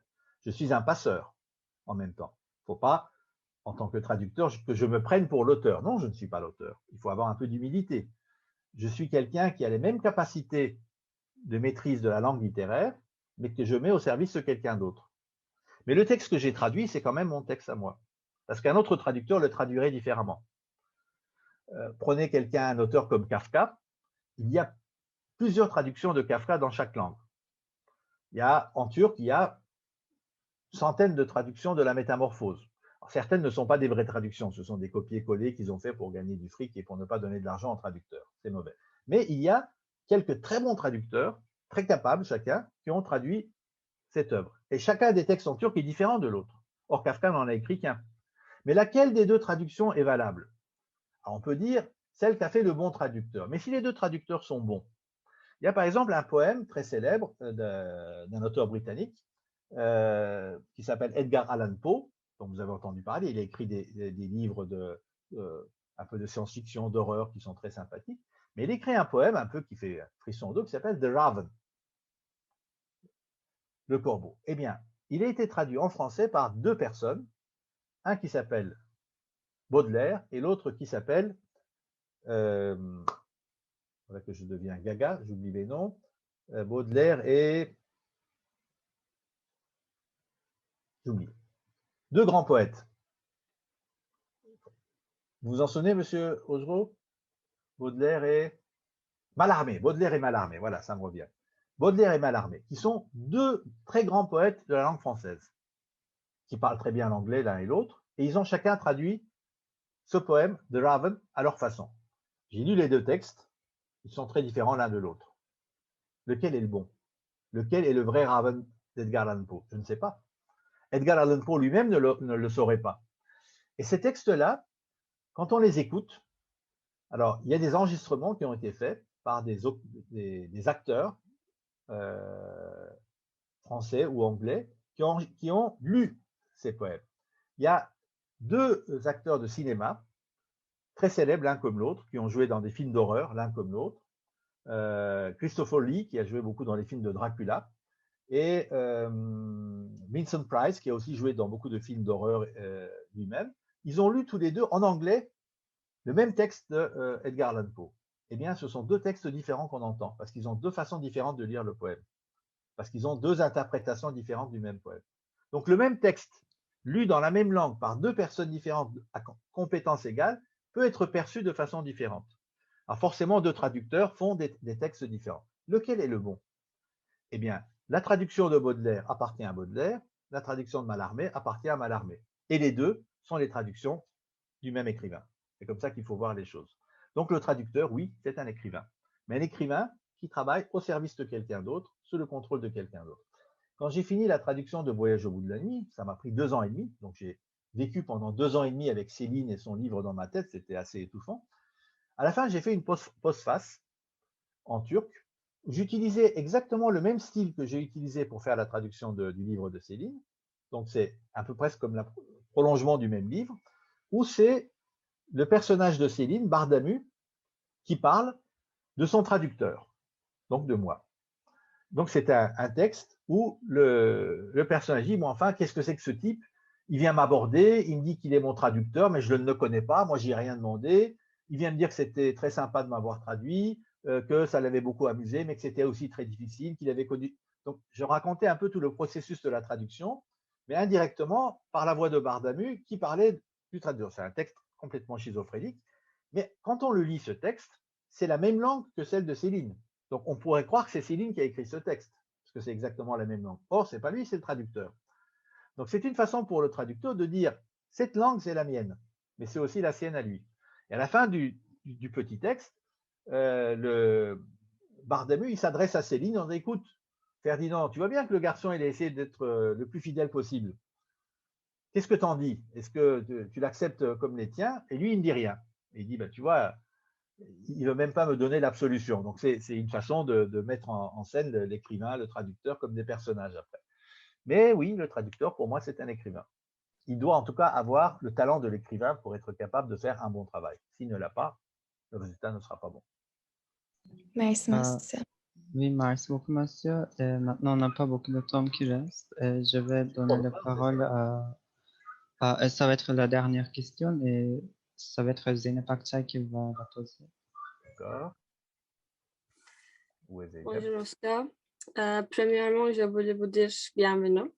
Merci. Tu vas me dire bientôt au revoir parce que je crois qu'il est l'heure de partir. Mon question, c'est la suite. On entend souvent le terme pluriculturalité, interculturalité et multiculturalité ou diversité culturelle. Quelle différence ou point commun entre eux? Je n'ai aucune idée. Aucune idée parce que, comme je l'ai dit au début, ça ne m'intéresse absolument pas, ces définitions. Ce sont des définitions entre savants, entre scolastiques, entre je ne sais pas quoi. C'est peut-être utile quand on travaille sur les sciences sociales de faire ces différenciations, mais je ne suis pas sociologue, je ne suis pas linguiste. Moi, ça ne m'intéresse pas. Il y a certainement des différences et subtilités entre elles. Je ne veux pas les savoir. Ce n'est que si j'étais chercheur dans ce domaine que j'aurais besoin de ces outils de réflexion. Pour moi, le pluriculturalisme, c'est le fait qu'il y ait plusieurs cultures. L'interculturalité, c'est sans doute les relations entre ces différentes cultures. C'est comme ça que je vois les choses. Mais les définitions techniques qu'ils mettent derrière, franchement, ça ne m'intéresse pas vraiment. Parce qu'après, pourquoi ça ne m'intéresse pas vraiment? Je fais un peu de la provocation exprès. C'est parce que derrière ces définitions, il y a parfois des courants d'idées, des débats d'idées. Si on utilise tel mot, ils y mettent telle connotation, et alors ça veut dire telle politique sociale ou telle autre politique sociale. Et c'est des affrontements à travers ça. Parce que derrière toutes ces définitions, pourquoi est-ce qu'on fait toutes ces définitions aussi? C'est que la culture, ce n'est pas simplement ce que les gens ont pour s'exprimer ou pour se parler ou pour créer des œuvres culturelles. Il y a aussi des basses questions derrière le débat sur la culture. Les basses questions, ce sont les questions budgétaires. Pourquoi? Parce que justement, les États accordent certaines sommes à la culture, dépensent de l'argent pour la culture. Et le débat budgétaire, c'est de savoir à qui va aller telle somme d'argent, tout simplement. Alors, est-ce qu'on va donner l'argent du contribuable français à créer une œuvre de théâtre qui soit d'inspiration de culture africaine? Oui ou non? Le nationaliste français vous dira, ah non, on ne va pas dépenser l'argent du contribuable français pour les œuvres africaines, il n'y a que les Africains et donc à la financer. D'autres vous diront, oui, mais c'est une richesse pour le français, donc c'est bien de le financer. On peut discuter pendant longtemps. Et c'est souvent, ces définitions-là, c'est des définitions qui servent à alimenter les débats budgétaires, et moi, les débats budgétaires, ils ne m'intéressent pas. Il faut bien qu'ils existent, vous allez me dire, sans doute, mais moi, ça ne m'intéresse pas. L'argent ne m'a jamais intéressé. C'est vrai qu'on en a besoin pour vivre, oui, les artistes comme les autres, les écrivains aussi. Il faut qu'on défende nos droits d'auteur, nos droits de traducteurs, les artistes eux-mêmes. Mais bon, plus on parle d'argent, moins on parle de culture. Et souvent, ces définitions-là, ça sert souvent à ça, à mon avis. C'est pour ça que je n'aime pas. Mais si c'est des outils de réflexion sociologique, oui, ça c'est intéressant, mais ce n'est pas mon domaine. Je n'oserais pas m'aventurer là-dedans. Merci. Nous remercions à nouveau M. Banner pour cette conférence enrichissante.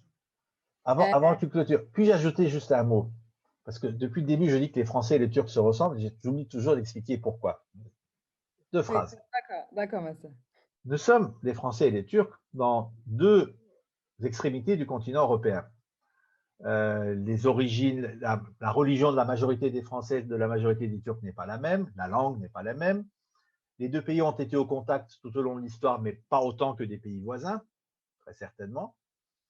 Mais il y a une chose, c'est que quand la nation française s'est constituée, quand l'État français moderne s'est constitué sur le thème de la nation française, elle a utilisé certains concepts. Elle a utilisé, à travers ce concept, un certain modèle de système administratif. Et quand la République de Turquie s'est constituée elle-même, elle s'est inspirée de ce modèle républicain français. Beaucoup d'institutions de la France républicaine ont été transposées dans la Turquie républicaine moderne qui s'est constituée au début du siècle dernier. Alors, pas forcément exactement de la même façon, pas forcément avec exactement les mêmes fonctions. Il y avait des différences de mentalité, de culture, qui fait qu'une institution existant ici, en ayant le même nom de l'autre côté, ne fonctionne pas forcément de la même façon. Mais le fait est que nos systèmes administratifs et politiques se ressemblent beaucoup. Et les systèmes administratifs, eh bien, ils ont aussi quand même un effet sur la pensée, sur la réflexion, sur la culture du pays et sur la façon dont les gens se positionnent dans leur rapport par rapport à l'État ou entre citoyens. Les concepts de citoyen n'est pas le même en France et en Allemagne. Mais il se ressemble beaucoup plus entre la France et la Turquie, peut-être qu'entre l'Allemagne et la France, bien que les deux pays soient membres de l'Union européenne. Parce qu'il y a des similitudes et des différences. Mais tout ça fait que ça nous a donné, de part et l'autre, beaucoup de points communs, beaucoup de différences aussi, mais nous avons aussi beaucoup de convergences. Et moi qui suis entre les deux cultures, j'arrive à les repérer, ce que forcément quelqu'un qui n'est que dans une culture ne remarque pas dans l'autre. Mais moi, je sais qu'il y a des ressemblances ou que ça part des mêmes réflexes. Un exemple très simple, et je vais arrêter là-dessus parce qu'on pourrait en parler des heures, mais lisez les pages sportives dans les journaux, les commentaires de foot, en France comme en Turquie, vous verrez que c'est exactement la même mentalité. Quand l'équipe de France gagne, les Français sont les meilleurs, cocorico. Et quand elle perd, c'est normal, on est nul, notre système d'infrastructure n'est pas bon, on devrait prendre comme modèle les Anglais, non, on devrait prendre modèle comme les Allemands, etc. C'est comme ça que les gens discutent. Ben, dans la presse sportive turque, c'est pareil. C'est déjà, rien que ça, c'est une ressemblance très comique, mais voilà. Et on peut multiplier les ressemblances comme ça dans beaucoup de domaines, mais il y a aussi beaucoup de choses qui divergent. Et j'ai parlé notamment de la façon de poser les questions tout à l'heure. Mais peut-être qu'au bout d'un moment, les Français n'évoluent pas forcément toujours dans le bon sens. Peut-être qu'au bout d'un moment, on n'aime pas non plus en France qu'on pose des questions dérangeantes. Ça arrive aussi. Ça dépend des périodes. Voilà. Donc, je me tais maintenant, c'est trop parlé. Non, monsieur. Nous remercions à nouveau monsieur Benner pour cette conférence enrichissante.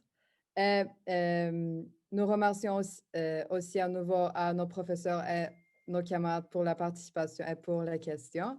Et nous donnons la parole à Madame Ayşegül pour le mot de fin. Merci beaucoup, Aline, pour la modération aussi. Vous étiez vraiment professionnels ce soir.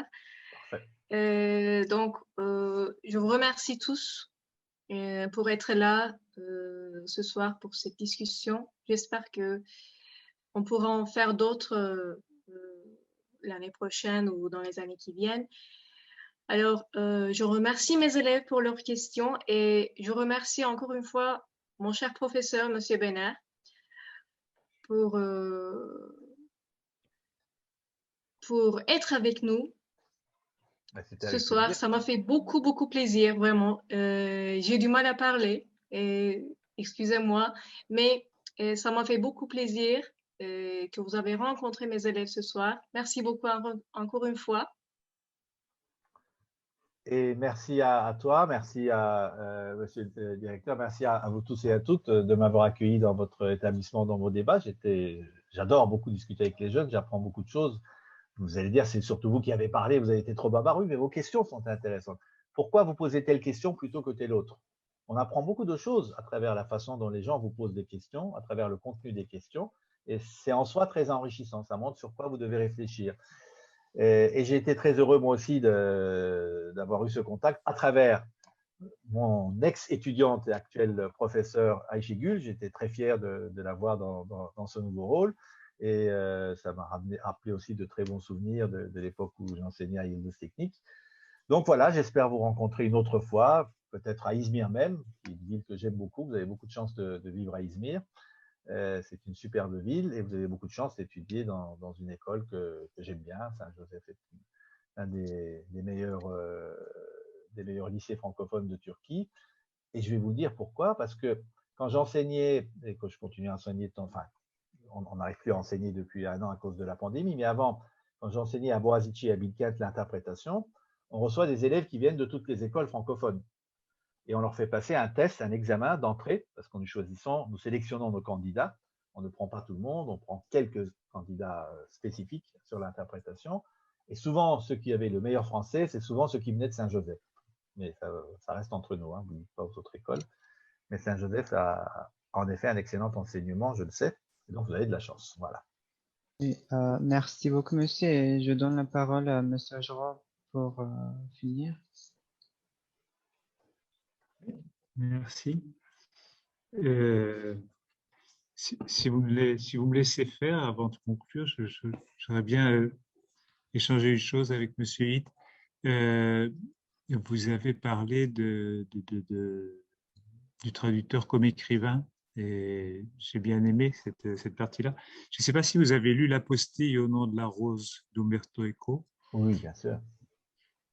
Et il y a, donc vous savez, je dis pour les élèves, il y a une page très intéressante sur cette question, c'est quand un lecteur lui dit mais à telle page vous avez utilisé le mot peur et dans telle autre page vous avez utilisé le mot crainte. Et moi je ne vois pas quelle est la différence qu'il y a entre les deux. Qu'est-ce que vous avez voulu dire en utilisant deux mots différents? Et la réponse d'Umberto Eco se consiste à dire mais moi j'ai écrit le livre en italien. Et aux deux fois, j'avais utilisé le mot fretta, qui voudrait plutôt dire crainte que peur. Et donc là, il pourrait couper la discussion en disant bah, c'est une erreur de traduction, puisqu'en théorie, on dit que dans le même contexte, le même mot est traduit de la même façon. Et il dit bah, voilà, je suis comme vous, je vois qu'il y a là un effet de sens et je ne suis pas capable d'expliquer lequel c'est tout l'intérêt, justement. Et il conclut en disant l'auteur devrait mourir après avoir écrit pour ne pas gêner le cheminement du texte. Voilà. Bon, je voudrais vous remercier parce que, en dehors du plaisir qu'on a eu d'être avec vous, je trouve qu'il y a eu, de mon point de vue, quelque chose de très utile pour nos élèves dans vos interventions. On sait que l'enseignement et l'éducation ne passent pas toujours par les voies que l'on voudrait. Les parents ne sont pas toujours les meilleurs pour éduquer à leurs enfants ce qu'ils voudraient expliquer. Il faut passer par les grands-parents, par les professeurs. En ce moment, les parents se rendent compte qu'être professeur, c'est difficile aussi et que c'est pas facile d'éduquer. Et nous-mêmes, professeurs, parfois, nous avons besoin d'autres personnes. Je pense que ce que vous avez dit sur le multiculturalisme, parce que vous avez votre vie, parce que vous avez votre expérience, parce que vous êtes extérieur à l'école, parce que vous n'êtes pas un professeur de notre école, alors vous avez pu faire passer beaucoup de choses qui sont intéressantes d'un point de vue éducatif pour nos élèves. Et aucun de nous n'aurait pu le faire parce que c'était votre place à vous, voilà, de pouvoir nous apporter ça. Et je vous en remercie beaucoup et très sincèrement. Et pour une fois, on ne va pas finir en félicitant l'invité, mais tous les élèves, parce que bien sûr, on sait que vous aviez préparé vos questions, mais j'ai été très attentif à la manière dont vous les avez posées. Et vous n'avez pas posé vos questions comme des personnes qui lisent bêtement un texte écrit et qu'ils ont du mal à regarder. Vous avez posé vos questions comme des gens qui ont compris la question qu'ils posent et qui la ressentent vraiment.